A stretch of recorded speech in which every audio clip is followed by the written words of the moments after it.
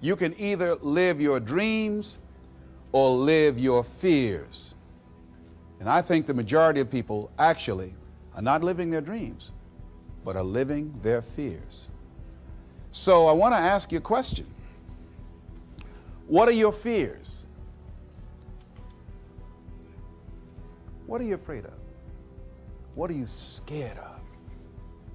Because we all have fears, don't we? We all have something that's blocking us, that's holding us back. And as we begin to look at life, what we realize is that the reason that most people are not living out their true potential, are not doing all of the things that they would really like to do, is because of fear. Some people call fear false evidence or expectations appearing real. I'm reminded of the story of a guy that was living in an area where he had some new neighbors, and these neighbors had a bulldog. And when he came home every day, this bulldog used to chase him about a half a block from his house. Every day, he would have to streak home. I mean, he would just run. This bulldog would be right on his heels. And so he just got tired of that, because he would go home about a half a block away from home. He would look around for this bulldog, and he wouldn't see him. And he would go walking casually along, and this bulldog come out of nowhere, woo, woo, woo, and start chasing him, and he'd run home. So this one day, he just got tired. And so when the bulldog was running after him, he started running. He saw a rock, and he stopped to pick it up to throw at the bulldog. And when the bulldog got up on him, he started barking. He realized the bulldog didn't have any teeth in his mouth. Then he started chasing the bulldog. If you don't get all away from it, because the most the bulldog could have done is gum, you know. And so, you know what? Most people go through life running scared. Running scared from things that have no teeth in them, because they're false expectations appearing real. That, see, we're brilliant enough to scare ourselves to death. You realize that? There are some people actually who get a kick out of scaring themselves to death. I remember the last frightening movie I saw. It was The Exorcist. I will never forget. I was so frightened when I came home. I'll never forget. I drove in the driveway, and I had already called my former wife and said, listen, turn the lights on. I was coming in the driveway, and I was getting out of the car, and all of a sudden I couldn't get out. I started blowing my horn. I said, Madeline, they got me, they got me. She came to the kitchen with and said, take your seatbelt loose, fool. I said, oh, okay. I was frightened out of my wits. But there are a lot of people who they get off on that. They love it. I'm a person, my brother is a paratrooper. My twin brother, he's in the military, career man. I would love to jump out of an airplane to parachute. I'm scared, though. I mean, I really admire my brother for that. I would really love to be macho man like that. What are the things that you fear that's been keeping you from living your dream? That's been keeping you from doing some things that you would like to do? Just think about those things.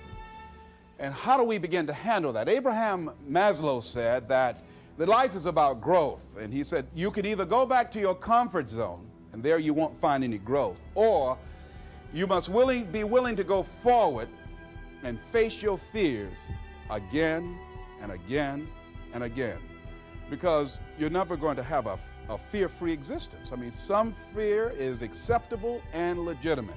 There are some things that you really should be afraid of. Now, you shouldn't allow it to immobilize you.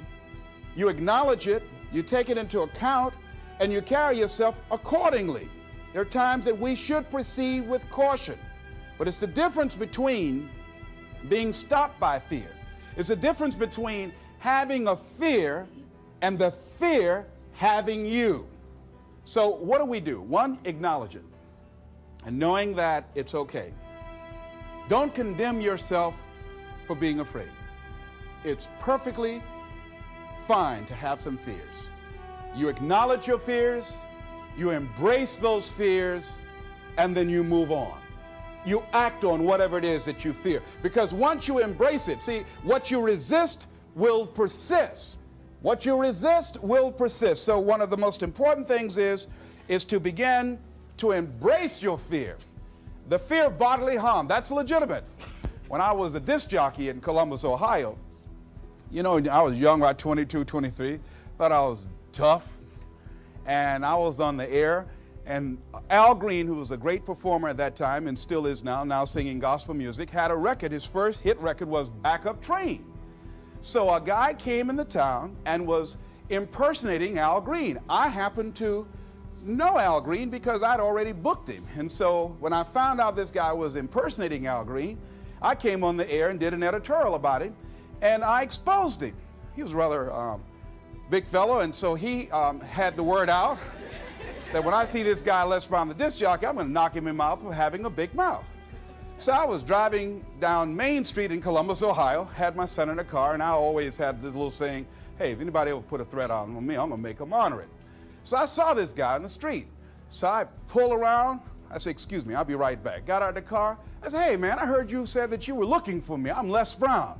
He said, you are? I said, yeah. I said, what is it? I'm the one that said that you were an imposter. I said, I want to know what you're going to do about it. He opened his coat and he had a gun there. I say, but whatever I said to hurt your feelings, I want you to know it's all right.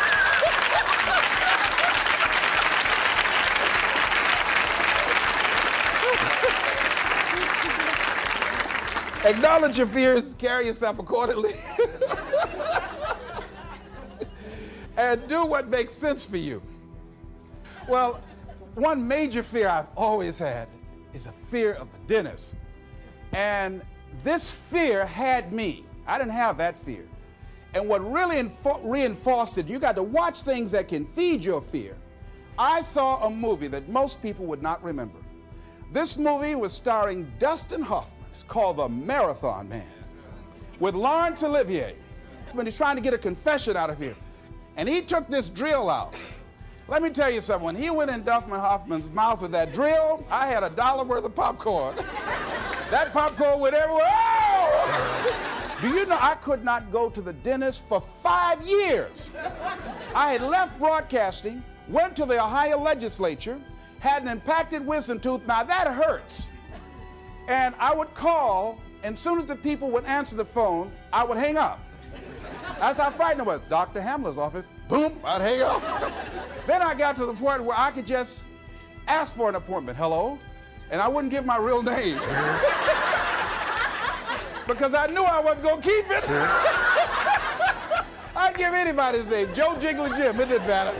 Then pretty soon I got to the point where I could give my name. It was about 4 years after that, you know. I said, my name is Les Brown. Then I would call back and say, look here, due to my legislative agenda, I won't be able to make it. So the lady finally said on the phone, she said, you're scared, aren't you? I said, no, I'm not. She said, then why don't you come in? I said, that's none of your business. She said, you're not coming in because you're scared. I wish you just would not waste our time. And she hung up. I said, you have no right to do that to people like me, you know? So finally, to make it long and short of it, I was hurting so bad, I said, wait a minute, I've got to do something.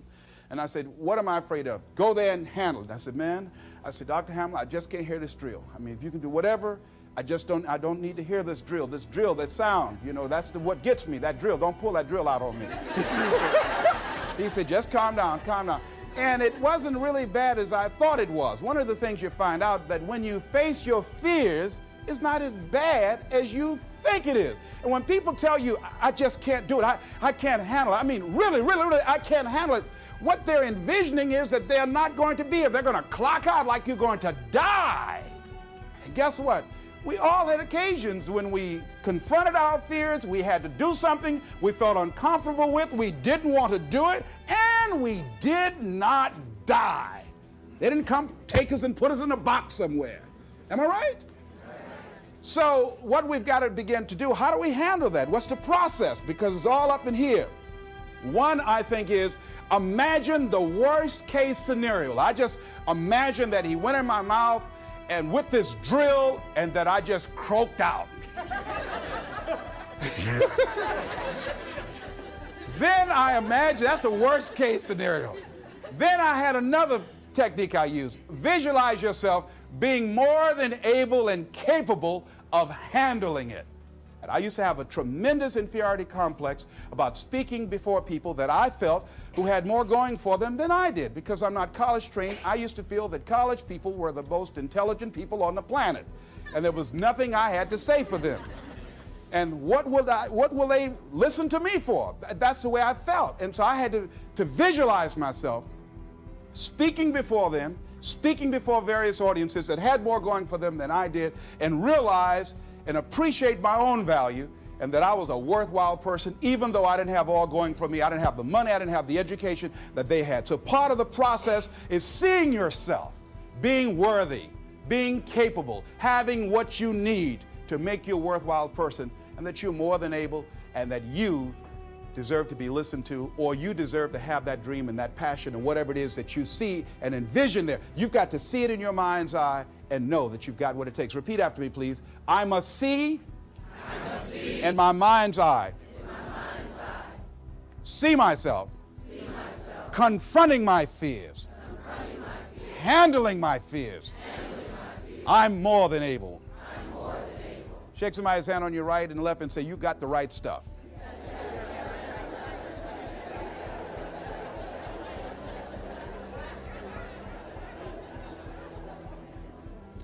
So deciding as you look at your life, as you look into the future and say, what fears am I holding on to?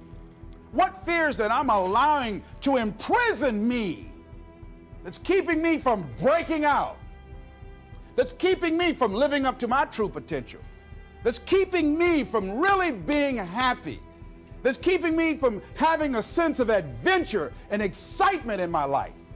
What's keeping me from controlling my destiny? What fears that I'm giving that permission to? Notice what I said, that we must give our permission to fear to immobilize us.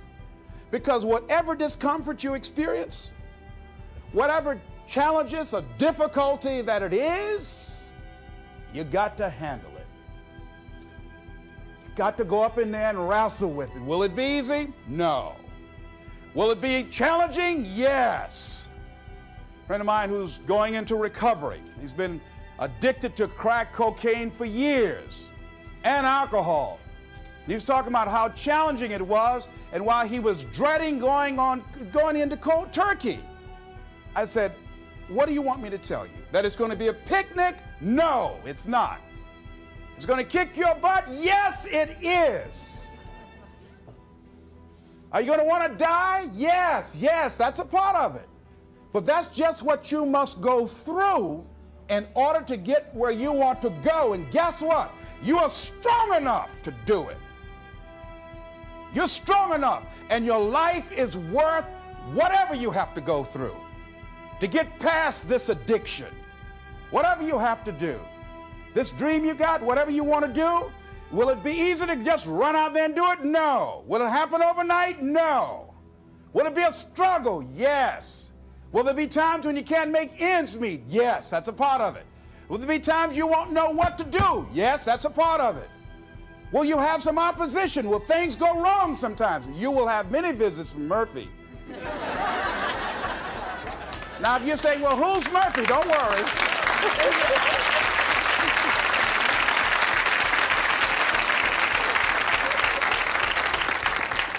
Somebody must have told us someplace along the line, I don't know where, but somebody must have told people, oh, life is going to be real easy. No. If they told you that, I've got a special announcement. They lied. I'll never forget, I had a special piece of legislation I wanted to get passed, and I said to a guy, I said, look here, can I count on your vote? He said, yes. And look here, if I can't count on it, let me know. There's another guy that owes me a chip, and I can call on that. And I won't need your vote, but I do need it. If you say you're going to do it, do it. You say you can count on it. Legislation came up. He voted against my bill. My bill passed. I went back to him and said, hey, I told you I needed the vote, but if you couldn't give it up, let me know. I would get somebody else. I said, why did you tell me that? He said, I lied. I was in shock. How many of you that life just wore you out?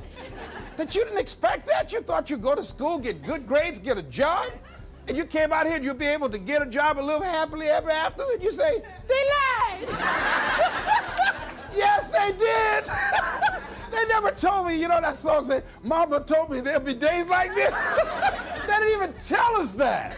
Isn't that something about life is challenging? I mean, it's some stuff you get out here, you didn't read it in a book nowhere. Didn't nobody warn you that it was going to come down on you like this. That's called life.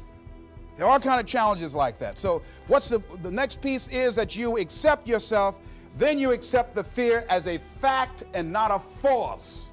See, when you accept yourself and you accept fear as a fact, that means that it's something that happens. It's something that you're going to experience, but it is not a force to hold you back. It doesn't have any special power other than that you give it. So you accept the fact that you are afraid, and then you move on anyhow. You move on past it, and you do whatever you've got to do. I was at a big motivational rally for a gentleman by the name of Dexter Yeager down in the Carolinas. I was standing backstage, and I had to go out. I was the last speaker on the program. It's the first time I'd been in a stadium of this size, over 10,000 people. You couldn't see the people because the lights are just blaring in your eyes, called Free Enterprise Day. I was afraid. My heart was beating fast. I was just pacing back and forth. And Dexter said, "Are you all right?" I said, "Yeah." "Yeah, I'm all right." So I said, "Wait a minute, just calm down. Calm yourself. Hold a minute, hold a minute. It's all right, Les. It's all right. All right. Just be as scared as you can be." See, that's why I say embrace that fear. Just try and see how scared you can really get. And start breathing deeper. So the guy came back and said, "Are you about to die or something?" I said, "No, I'm fine." But after I started embracing it and trying to make myself as afraid as I can get, and imagine what's the worst thing that I could go out there and do, my mind go blink and I faint on stage, that's the longest they gave me my check.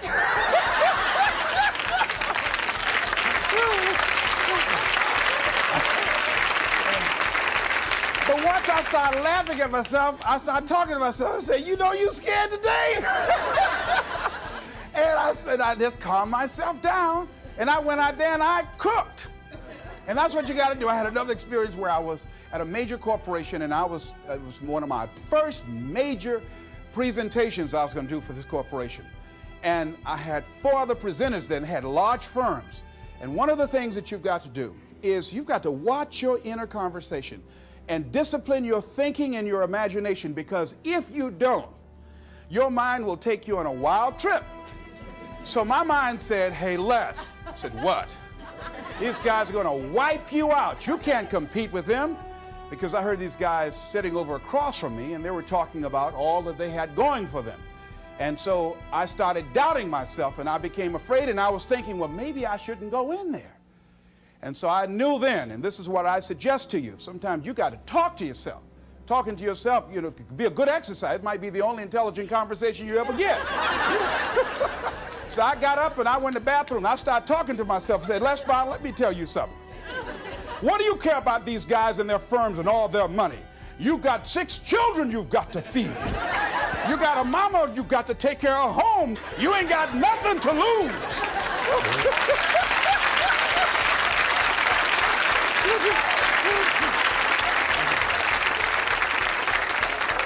I went in that room and looked at those people. I said, "Don't you do nothing till you hear from me." And I got that contract too. You gotta do it. So when you have your lower self talking to you, telling you what you can't do, part of what you've got to do is be your own motivator. You can't talk casually to yourself. You can't stand around and say, "Now, you must calm down now." No, that subconscious mind won't hear that. You've got to have a good conversation to yourself. Hey, and answer yourself too. Don't pay these people any attention. You answer yourself. "Hey, what you gonna do?" "I'm going there and get off." "All right, very good. Go in there and take care of business." You've got to talk to yourself, and you build yourself up, and you'll feel your energy level coming up, and people will feel that around you. See, now, if you go through life being afraid, people can sense that. They can pick up that fear. So that's why you've got to stand up inside yourself. I'm reminded of the little boy that was on a bus, and some bigger fellows were picking at him, you know? And so he wanted to move from by them. They were thumping him on the head. And so he stood up just to get from by them, and they would push him back down. And he would stand up again. They push him back down. And he stood up again. They pushed him down, held him down. He said, "You might hold me down, but I'm standing up inside myself." And that's what you got to do in life. See, when you are not filling your life with the things that you are capable of doing. See, we all have some stuff that we've been given. And I don't think that it's optional for us to sit on what we have. See, if you're sitting on what you have, what you've been given, and I think everybody's been given something to bring to the planet, that only you can do that, only you can perform that, only you can initiate that activity. And if you don't do that, if you're not filling in your life with your life work or your mission, then there are gaps in your life. And what we do when we're not living out our true identity, we begin to fill the gaps. We fill the holes with garbage, alcohol, drugs, worry, self-destructive behavior.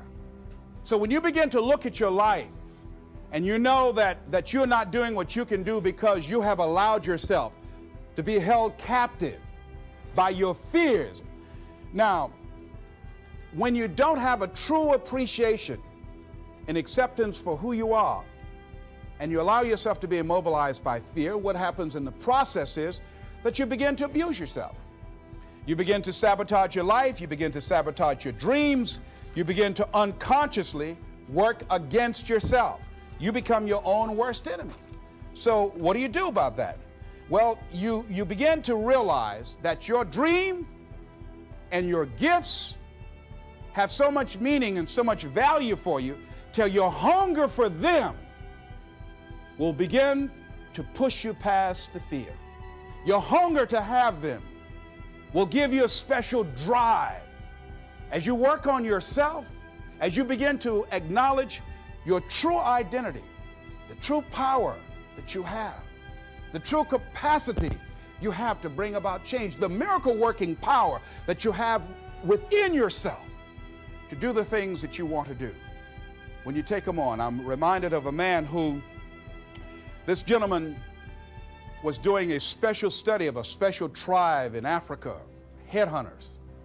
And he had difficulty in developing a relationship with these tribesmen because of the fact that he had fear. He had fear they would take his head. I tell you, all fears aren't bad. That was a legitimate fear. That's a good fear to give you a headache. So he worked there for a long time with no effort, no progress in developing a relationship and rapport and being able to achieve a level of trust. So finally one night while he was in bed, he was thinking about it. I said, what is it that you came here to do? What is your life work as a missionary? He said, I wanted to study these tribesmen. I said, what's the worst thing that they can do to you? Kill you. And he just decided, hey, this is what I came here to do. I know that there's some risk involved, and I'm going to do it, come what may. He said, I'm not going to be afraid anymore. He went back the next day, and he started doing the work and trying to talk to and interview many of the members of this tribe. And they began to respond to him. They threw out the welcome mat to him. And years later, when people came to see what his progress was, they asked him, how were you able to do this? How did you convert the relationship from being hostile to that of being positive? And he said something I think has value for all of us. He said, when life can no longer threaten you with death, he said, what else is there? What else is there? And the majority of the fears that we have are not life or death fears. They're not those kind of fears. But through our imagination, we blow them out of proportion and we give them more power than they actually have or deserve, and we permit them to govern our lives. We permit them to determine how far we can stretch out on our dreams and discovering our stuff. And as we begin to look at ourselves and begin to, wait a minute, just getting to the point as you assess yourself and begin to prove yourself and just say, wait, hold a minute. I've been sweating this out. What's the worst thing that can happen to me on this? Will it kill me? Will I die? Why am I going through all of these changes over this? How much power does this really have? And am I the one that's feeding the power into it? See, a lot of times we allow ourselves to be fed and to be programmed into being afraid. I mean, you watch the news and read the newspaper, you'll be scared to come out the house. Am I right? You'll be afraid. So what kinds of things, what kinds of thoughts are you feeding your consciousness? What kind of things are you putting in your mind that will enable you to either move forward or to justify why you're staying where you are? Another piece that I look at, that when I finally decided that I was going to go to the dentist, the pain was so great, I couldn't hold out any longer. All of a sudden, the fear didn't matter. I can't but take me.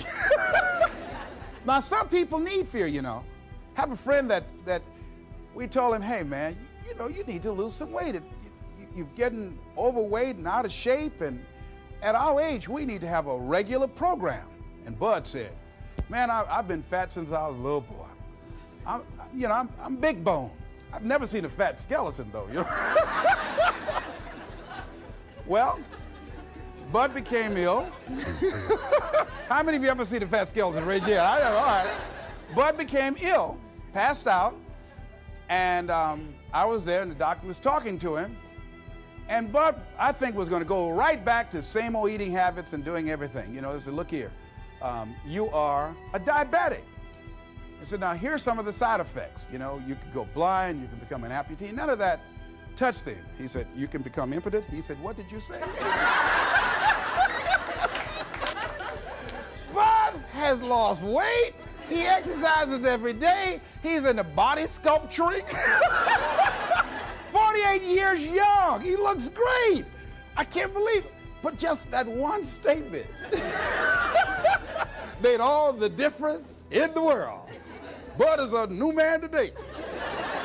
So what is it that has to happen to you? Some people don't take corrective measures to improve their health until they get a pronouncement that they're about to die. Then they'll start, okay, all right, I'm ready to do whatever you want me to do. But they won't do that. They can see people dropping off like flies around them. Well, that's them. You got to go from something. We go through life really blocking ourselves constantly. And fear is one of the greatest instruments that we could use to stifle our true potential. When you begin to look at your life, you can decide to use fear as a blocker, or you can decide to use it as building blocks. That you decide, hey, look here, I'm going to move in this direction. I'm not going to allow anything to stop me from doing what I want to do. Shake somebody's hand on your right and left and say, I'm unstoppable.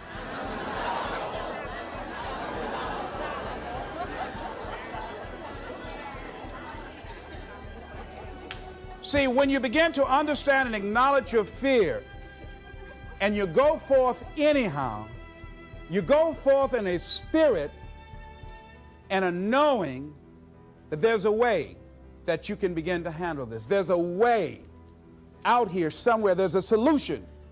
What it is that you're seeking, that you have the capacity to whatever comes up, to handle it, to face it. And rather than feeling powerless, you begin to feel powerful. See, when all of the major downsizings that are taking place around this country, there are a lot of people who are biting their fingers in fear that they might lose their jobs. But there are few people who have decided within themselves, I'm going to make it. Some people aren't waiting to be cut. Some people are moving on their own because they feel within themselves, I've got what it takes to make it. They're not afraid about tomorrow because of how they see themselves, because of what they feel that they deserve, because of what they feel that they can create for themselves. Because these people have decided, as they look at the future, as they look at themselves, there's a way. Where there's a will, there's a way for me to begin to create a way out of no way. And when you have that kind of consciousness, when you have that kind of spirit, nothing can stop you. Nothing. What would your life be like as you look toward the future if you decided, I'm not going to allow my fears to stop me? What would your life be like? What would your future be like if you decided to want that which you desire so strongly that it prepares you past your fears, that you experience the fear, as the one book says, feel the fear and do it anyway, what would your life be like? And I'm saying to you that all of us who have been entombed by fear have the capacity to resurrect ourselves and to resurrect our dreams. All of us have the capacity to do that.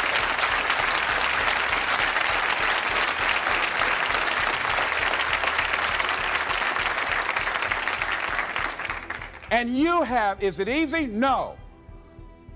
It's not easy. Can I do it? Yes. What's one of the ways to get started? Some of us need somebody to hold our hands. Sometimes we need somebody to help us out. Be willing to say, I don't know. Be willing to reach out. Be willing to get some assistance to take you to the next level. One great athlete, you never expect boxers to make profound statements. I think it was Joe Frazier who said this one. He says, all of us are like the blind man at some point in our lives standing on the corner, waiting for somebody to lead us across. See, all of us at some point in our lives need some help, need someone to reach out to us, to throw out the lifeline, to help us go across some treacherous waters that we couldn't navigate by ourselves. None of us do it by ourselves. All of us at some point in our lives. We need that kind of help. We need that kind of assistance because we grow from the people we have in our lives that can enrich our lives personally, professionally, spiritually, and all the dimensions of our lives. We don't grow in a vacuum. So as you look at yourself, what are the fears you have that maybe you need some help in strengthening yourself in that area? As you assess your strengths and your weaknesses, as you begin to approve yourself and your passions and your dreams and your goals and the things that you want, if you decide to experience all of your true potential, as you decide to manifest all of your greatness, as you decide, wait a minute, what else is available to me out here if I decided to experience the fear of rejection, the fear of no, the fear of failure, the fear of standing by myself? What else is available? Of taking a chance, a fear of losing it all. What else is available to me that will bring some extra meaning and value? The fear of people not liking me. You know how many people do things they don't want to do because they want everybody to like them? Everybody's not going to like you. Excuse me, special announcement. Everybody's not going to like you. No, it's just not that kind of world. But you know, there are a lot of people who won't take positions on issues, who won't take a stand for things they believe in, who won't speak up for themselves because they don't want to make anybody mad. Oh, it was Bill Cosby. He said, I don't know what the secret of success is. He said, but here's what I know what the secret of failure is. He said, trying to please everybody. You can't please everybody. But there are people who have the fear of rocking the boat. So they just go alone in life, just go alone. Well, how do you feel? Well, I don't really want to say. How many of you know people like that? Raise your hand. These people aren't living life. They're not truly experiencing life. What do you really want to do? Well, I don't like this, but I guess I'll go ahead on and do it. No. No, life is too short for that. Too short and unpredictable, moseying through. Not trying to disturb anything, not trying to shake anything up, not trying to make any waves. You see, there are some people who come through the universe and their level of contribution and the level of energy they manifest is so small, so inconspicuous that when they go, you won't even know they left. I mean, there are people who die on jobs and you say, hey, where's John? Oh, John's been dead 6 months. You're kidding. No. Is that right? Yeah. I didn't know. Why didn't somebody say, well, I guess we didn't miss him. But there's some people, because of their personality, because of their contribution, because of the investment of their time and their energy and the impact they have there, that when they go, everybody will miss them. See, when Mother Teresa checks out, everybody will know. When Rosa Parks, everybody will know. Nelson Mandela, everybody will know Why? Because of their contribution. See, but there's some people, because their contribution is so small, no one will care. So I'm saying, before you are boxed and buried, decide that you're going to box and bury your fears. Decide that you're going to begin to live life on a new level, seeking out new horizons, that you're going to find more love and more joy and more ways to give more to life. Guy said something, I love this. He says, everything a man does for himself, guess what? He takes with him. But everything he does for others, he leaves behind. So when you begin to say, what is it that I want to leave? What contribution that I want to begin to make? What difference do I want to make in life? What is it that I want to do with the rest of the life that I have left? What chances I need to take? What risks do I need to begin to embrace? What fears do I need to step on? What areas of my life am I dead right now? What dreams? You can either live your dreams or live your fears. You have got to get to a point where you say, I'm sick and tired of living like this. There's got to be more. That's when people go out and strike out on their dreams. That's when people get out of relationships where they're dying together rather than growing together. That's where they leave jobs. So where are you going? Away from here? I don't know.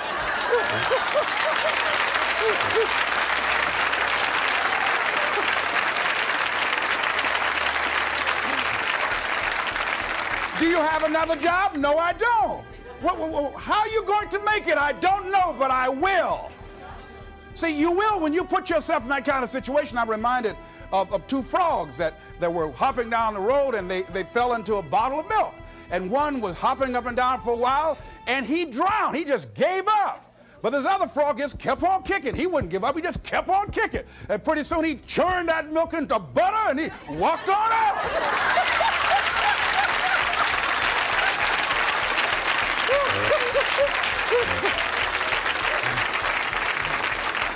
So I'm saying, when life catches you by the neck and blind slap you, whap and knock you down, I said, just keep on kicking, you know, and you can kick on out of those circumstances, whatever they are, not be intimidated by them. Repeat after me, please. I'm going to keep on kicking. I'm going to conquer my fears. I'm never going to give up. Keep shake somebody's hand on your right and left and say, keep on, keep it on. Keep on, keep it on.